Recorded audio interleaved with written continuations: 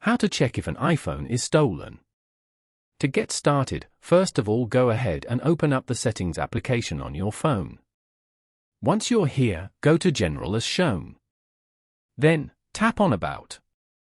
This section provides details about your device, including the iOS version, model name, model and serial number, and more. You can also view the total number of songs, videos, photos, applications on your phone as well as the total and available capacity.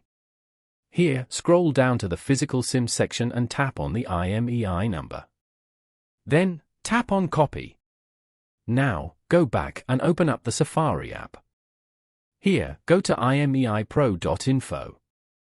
Once you're here, scroll down and paste the IMEI number you just copied in the text bar. Complete the captcha and then tap on Check. You can now check the blacklist status from here. Following these steps, you can easily check if an iPhone is stolen.